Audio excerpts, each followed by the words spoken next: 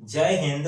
इस वीडियो में पढ़ेंगे मध्य प्रदेश में नदियों के किनारे बसे नगर एवं शहर।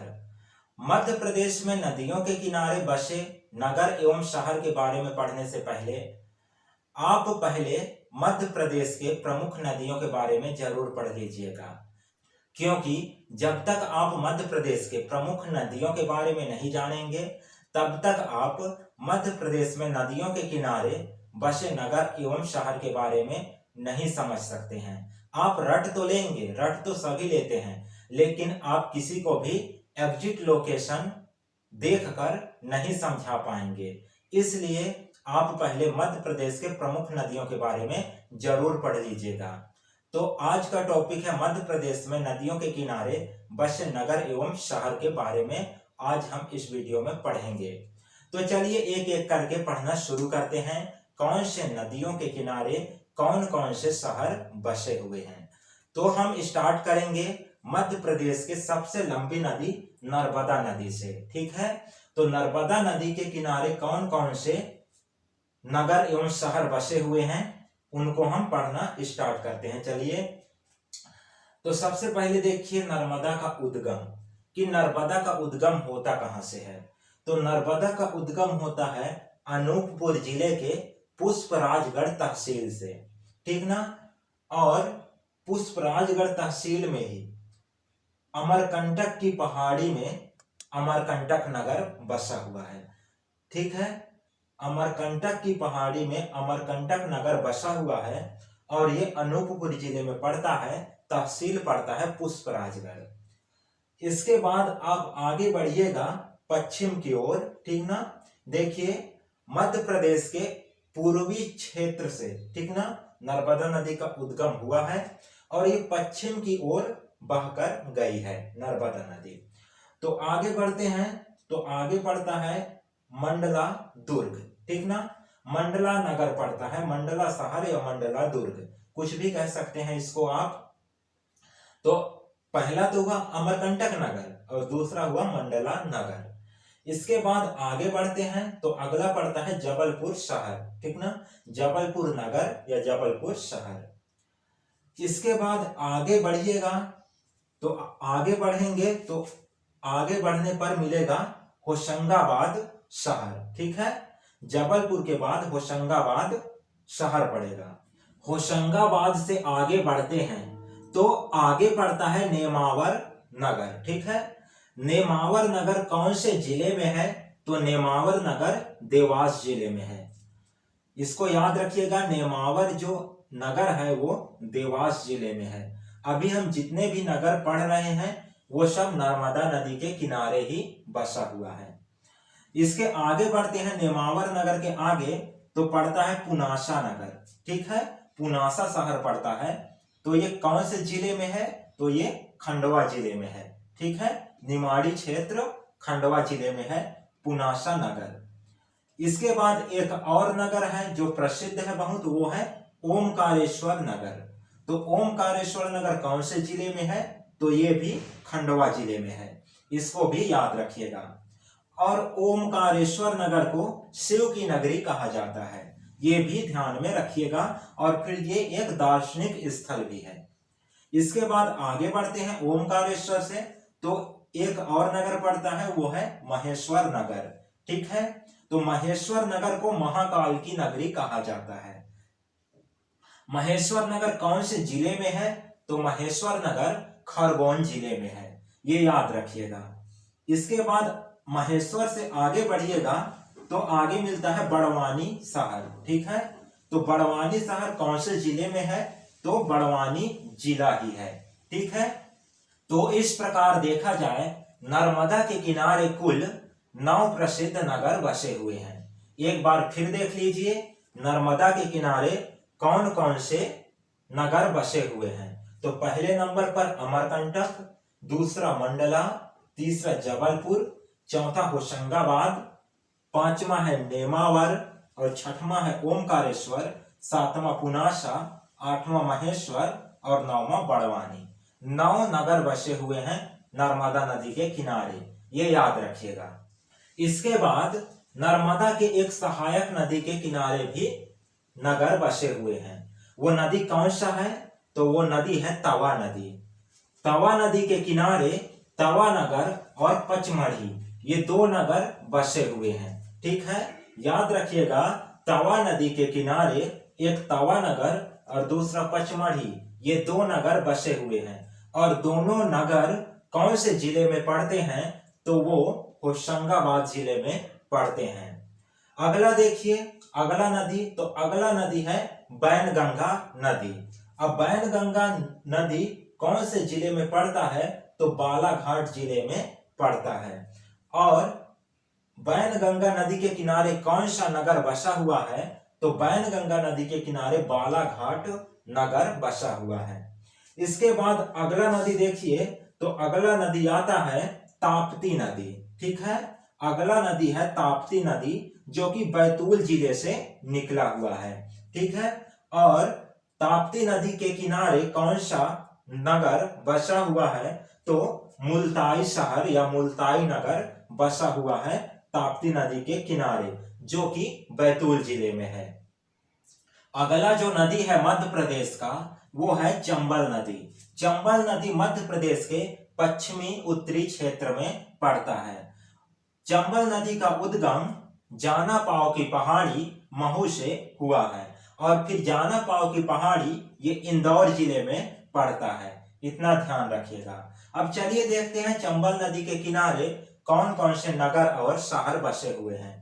तो चंबल नदी के किनारे सबसे पहला जो नगर है वो है महू नगर। ठीक है, याद रखिएगा, चंबल नदी के किनारे पहला जो शहर है वो है महू शहर। महू शहर को डॉक्टर भीमराव अंबेडकर का शहर भी कहा जाता है। इसके बाद आगे बढ़ते हैं तो आगे मिलता है रतलाम शहर। ठीक है, रतलाम शहर और रतलाम जिला भी है, इसको भी आप याद रखिएगा। इसके बाद आगे बढ़ते हैं तो चंबल नदी के किनारे पड़ता है श्योपुर शहर। ठीक ना, श्योपुर शहर पड़ता है मध्य प्रदेश के उत्तरी क्षेत्र में। ठीक है, तो चंबल नदी के किनारे प्रमुख शहर है श्योपुर। तो इस प्रकार देखा जाए तो चंबल नदी के किनारे मध्य प्रदेश के 3 प्रमुख शहर बसे हुए हैं। पहला है महू, दूसरा है रतलाम और तीसरा है श्योपुर। इसके बाद चंबल नदी के सहायक नदियों के किनारे कौन कौन से नगर बसे हुए हैं उनको चलिए देखते हैं।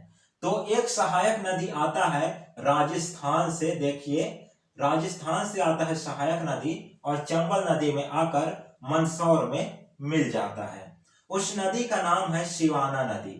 ठीक है, शिवाना नदी राजस्थान होते हुए बहकर आती है और मध्य प्रदेश के मंदसौर जिले में चंबल नदी से मिल जाती है। और शिवाना नदी के किनारे मंदसौर शहर बसा हुआ है। याद रखिएगा, शिवाना नदी के किनारे मंदसौर शहर बसा हुआ है और मंदसौर जिला भी है। तो इस प्रकार शिवाना नदी के किनारे एक ही नगर बसा हुआ है। अगला जो चंबल नदी का सहायक नदी है वो है क्षिप्रा नदी। अब क्षिप्रा नदी का उद्गम किस जिले में हुआ है? तो क्षिप्रा नदी का उद्गम इंदौर जिले में हुआ है।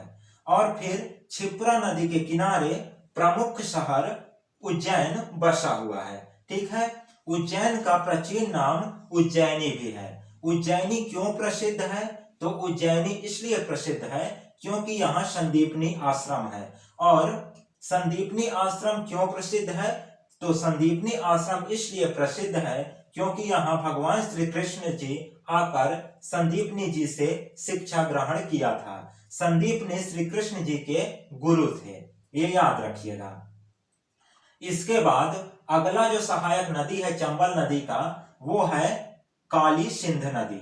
अब काली सिंध नदी का उद्गम किस जिले से हुआ है? तो काली सिंध नदी का उद्गम देवास जिले से हुआ है। अब काली सिंध नदी के किनारे कौन कौन से नगर बसे हुए हैं, चलिए उसको देखते हैं। तो काली सिंध नदी के किनारे सबसे पहला जो नगर है वो है सोनकच्छ नगर। ठीक है, याद रखिएगा, काली सिंध नदी के किनारे सबसे पहला जो नगर है वो है सोनकच्छ नगर। और ये किस जिले में पड़ता है? तो सोनकच्छ नगर देवास जिले में पड़ता है। ठीक है, इसके बाद आगे बढ़ते हैं। काली सिंध नदी के किनारे तो एक प्रमुख शहर पड़ता है वो है देवास शहर। ठीक ना, देवास नगर या देवास शहर कुछ भी बोल सकते हैं। तो ये देवास एक जिला भी है, ये भी याद रखिएगा। ठीक है, इसके बाद अगला देखते हैं चंबल नदी का सहायक नदी, तो वो है पार्वती नदी। ठीक है, तो पार्वती नदी का उद्गम किस जिले से हुआ है? तो पार्वती नदी का उद्गम सीहोर जिले से हुआ है। याद रखिएगा, पार्वती नदी का उद्गम सीहोर जिले से हुआ है। और फिर पार्वती नदी के किनारे कौन कौन से नगर हैं? तो सबसे पहला नगर आता है वो है शाजापुर नगर। इसके बाद अगला नगर आता है वो आता है अष्टानगर। तो अष्टानगर ये पार्वती नदी के किनारे ही है और ये भी सीहोर जिले में पड़ता है। पार्वती नदी के अगले किनारे की ओर बढ़ते हैं तो पार्वती नदी के किनारे ही है सारंगपुर नगर, और ये कौन से जिले में है? तो ये है सारंगपुर नगर जो है राजगढ़ जिले में है। इतना ध्यान रखिएगा। आगे बढ़ते हैं तो अगला शहर आता है राजगढ़। ठीक है, पार्वती नदी के किनारे अगला जो शहर है वो आता है राजगढ़, और राजगढ़ जिला है। याद रखिएगा, राजगढ़ जिला है। इसके बाद अगला जो नगर आता है पार्वती नदी के किनारे ही, तो वो आता है ब्यावरा नगर। ठीक है, ब्यावरा शहर या ब्यावरा नगर कुछ भी कह सकते हैं। तो ये ब्यावरा नगर किस जिले में है? तो ये है राजगढ़ जिले में। तो इस प्रकार देखा जाए तो पार्वती नदी के किनारे 5 प्रमुख शहर हैं। पहला है शाजापुर, दूसरा है अष्टा, तीसरा है ब्यावरा, चौथा है सारंगपुर और पांचवा है राजगढ़। अगला जो नदी है वो है सिंध नदी, और सिंध नदी का उद्गम किस जिले से हुआ है? तो विदिशा जिले से हुआ है। इतना ध्यान रखिएगा कि सिंध नदी का उद्गम विदिशा जिले से हुआ है। सिंध नदी के किनारे कौन कौन से नगर हैं? तो सिंध नदी के किनारे जो पहला नगर है वो है शिवपुरी नगर, और दूसरा जो नगर है वो है दतिया नगर। ठीक है, पहला जो शहर है वो शिवपुरी शहर है और दूसरा है दतिया शहर, और ये दोनों शहर जिला हैं। ध्यान रखिएगा, सिंध नदी के किनारे 2 नगर हैं, शिवपुरी और दतिया, और दोनों ये शिवपुरी और दतिया दोनों नगर जिला हैं। ठीक है, अब अगला जो नदी है वो है बेतवा नदी। देख लीजिए, यहाँ बेतवा नदी है, और बेतवा नदी का उद्गम किस जिले से हुआ है? तो बेतवा नदी का उद्गम रायसेन के कुमरा गांव से हुआ है। ये याद रखिएगा। अब बेतवा नदी के किनारे कौन कौन से प्रसिद्ध नगर बसे हुए हैं? तो सबसे पहला नगर आता है वो है सांची। तो सांची ये कौन से जिले में है? तो ये रायसेन जिले में है। ठीक है, और ये बौद्ध धर्म से रिलेटेड था, ये याद रखिएगा। सांची जो शहर है वो बौद्ध धर्म से संबंधित था। अगला जो नगर है बेतवा नदी के किनारे वो है विदिशा। ठीक है, विदिशा शहर, और विदिशा शहर बेतवा नदी के पश्चिम की ओर स्थित है। ये भी याद रखिएगा। और फिर विदिशा कौन जिले में है? तो विदिशा ही जिला मुख्यालय है। ये भी याद रखिएगा। आगे बढ़ते हैं बेतवा नदी में, तो बेतवा नदी प्रवेश कर जाता है उत्तर प्रदेश में। उत्तर प्रदेश के बाद फिर से बेतवा नदी मध्य प्रदेश में प्रवेश करती है। तो पड़ता है एक प्रमुख नगर, प्रसिद्ध नगर, वो है ओरछा दुर्ग। ठीक है, ओरछा नगर या ओरछा दुर्ग। तो ओरछा दुर्ग जो है कौन से जिले में है? तो ओरछा दुर्ग निमाड़ी जिले में है। इसको भी याद रखिएगा। तो इस प्रकार देखा जाए बेतवा नदी के किनारे 3 प्रमुख प्रसिद्ध नगर बसे हुए हैं। पहला है सांची, दूसरा है विदिशा और तीसरा है ओरछा। इसके बाद देखते हैं एक छोटा सा नदी है रीवा जिले में। ठीक है, रीवा जिले में एक छोटा सा नदी है, उसका नाम है बिछिया। ठीक है, बिछिया नदी आगे बढ़कर इसका नाम सरस्वती नदी हो जाता है, और सरस्वती नदी टोंस नदी से मिल जाती है। कहने का मतलब है कि बिछिया नदी सरस्वती नदी आगे जाकर बन जाती है, और सरस्वती नदी टोंस नदी का सहायक नदी है और टोंस नदी आगे जाकर उत्तर प्रदेश में यमुना नदी से मिल जाती है।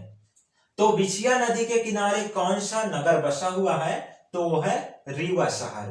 याद रखिएगा, बिछिया नदी के किनारे रीवा शहर बसा हुआ है। तो दोस्तों, आपको पूरी तरह से समझ में आ गया होगा कि कौन से नदी के किनारे कौन सा नगर, कौन सा शहर बसा हुआ है। वीडियो अच्छा लगा हो तो वीडियो को लाइक कर दीजिएगा एवं चैनल को सब्सक्राइब करके बेल के आइकन को जरूर प्रेस कीजिएगा। दोस्तों, अभी तक आपने हमारा जो एमपी जीके का वीडियो है, प्रीवियस वीडियो, उसको अभी तक आपने नहीं देखा है तो लिंक आपको मिल जाएगा डिस्क्रिप्शन में, वहां से जाकर आप वीडियो देख सकते हैं।